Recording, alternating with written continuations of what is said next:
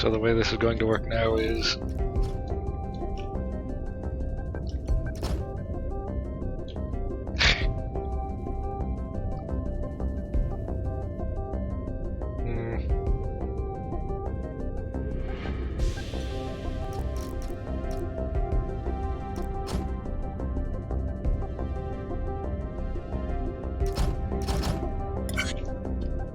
now we're just going to need to see if this is automatically synchronized or if we need to do some manual synchronization of this process.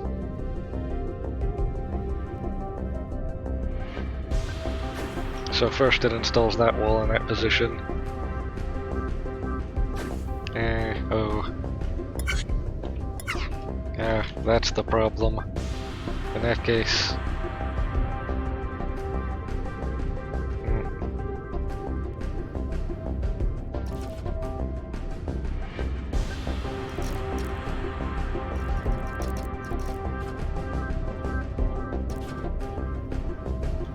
Once that is installed, it needs to immediately eject it.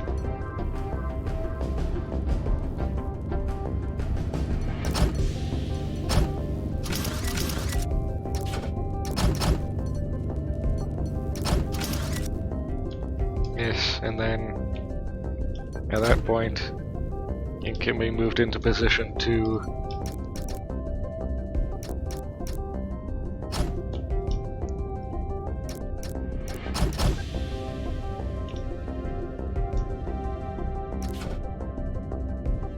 here.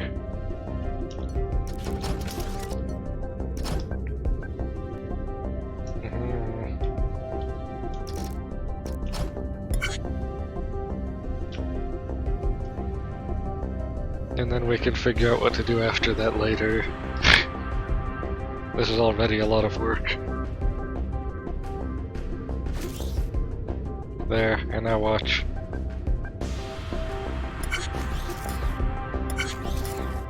So at this point, since this wall is here, we should be able to eject this from this subsystem somehow.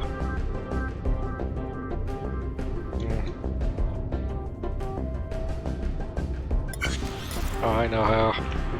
So we can take the same signal from this and use it to remove this by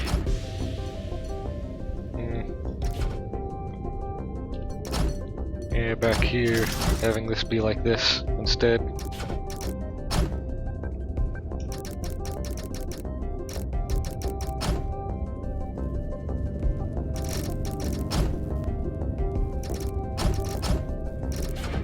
There.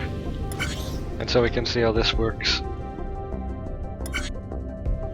Actually, I'm going to set these up here first before, in anticipation of something that may happen, but also might not.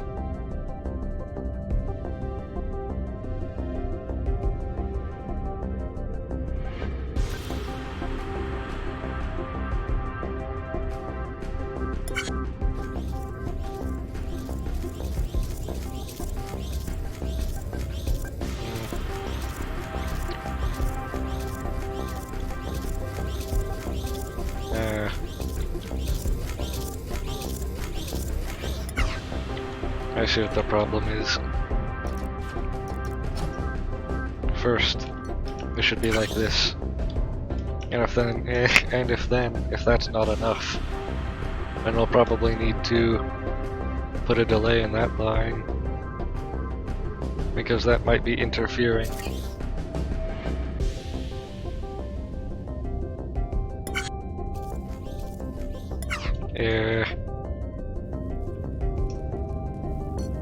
And if even this isn't enough, we might need an RS latch.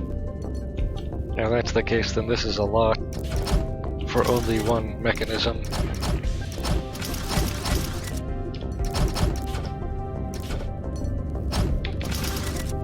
There.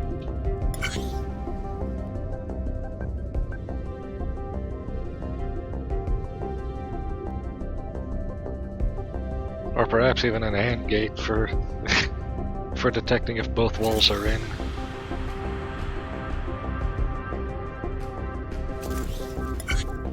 Oh yeah, that's a problem.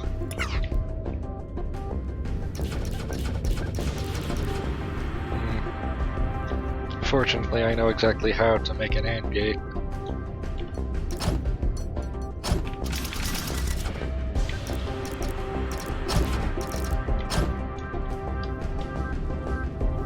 Need to do this routing smartly.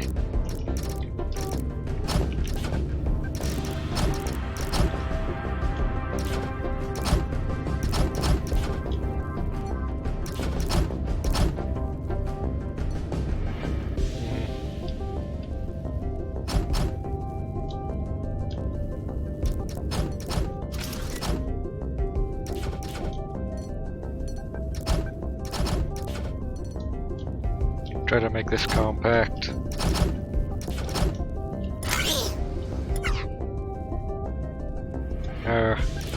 Actually like this. And so now, having this be here like this is now an AND gate. It detects only if both of these are active.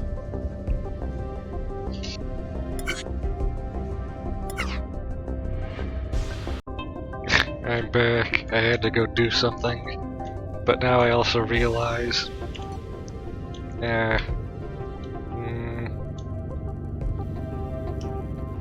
where should I put this?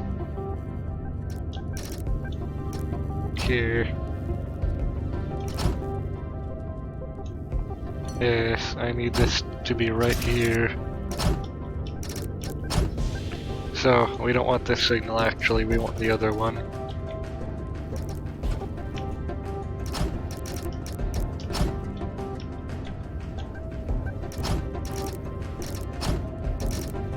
There. Just being safe with the routing. Now this should work, finally. If it detects that it has both walls on it, it should just send it through.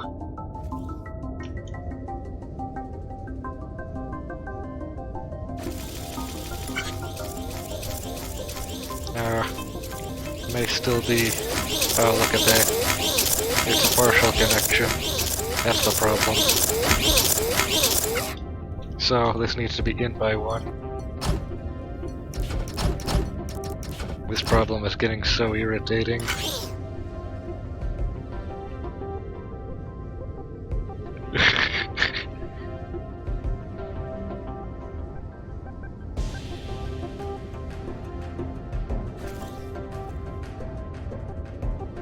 There, now this should work.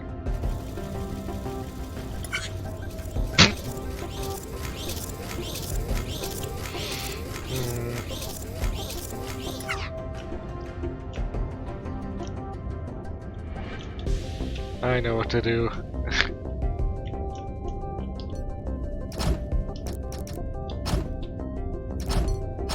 There, now there's no way that this can fail. This is fail-safe.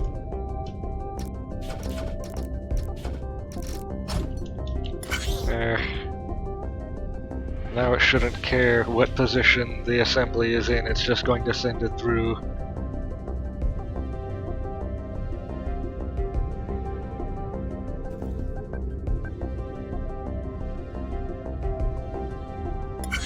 Now here's the new problem. This is 1 block too low, and this is the way to fix that.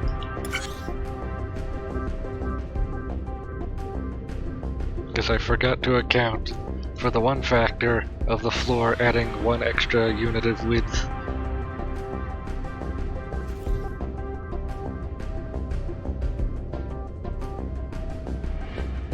There. And now it works. And of course, this isn't far in enough. There.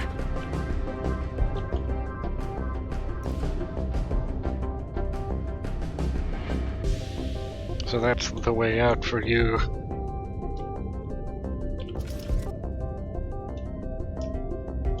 And you can send that to this new assembling area here.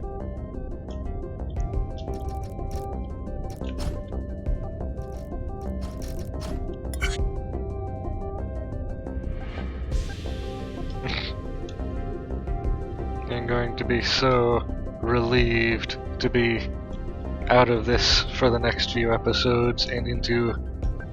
Oh, hold on.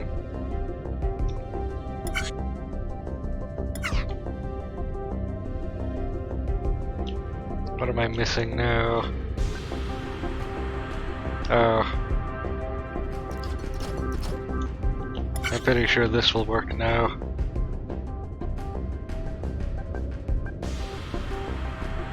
As I was saying, into a game that's in this stage not so frustrating. I already have one planned.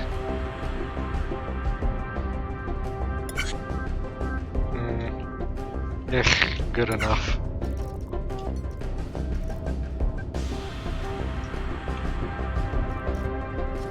So here we can start attaching furniture or something.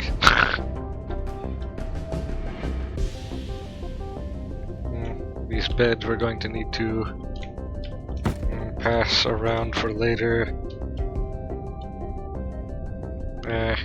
Probably going to go this way through here, under here, and around to the back, and then in a C shape. This is probably one of the biggest machines I've ever made.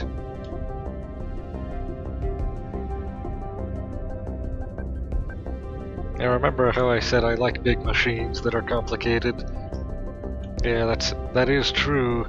It's just that the same things that I like are also the same things that frustrate me sometimes.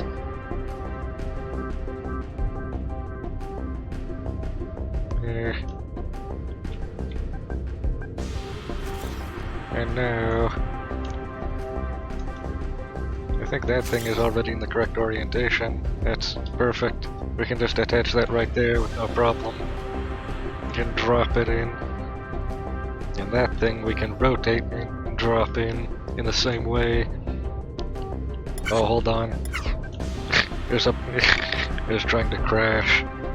Don't want that happening. I'm out of breath from all of this, literally. I'm ending the episode short here. So I can get on to the next thing, finally. Be back for this later.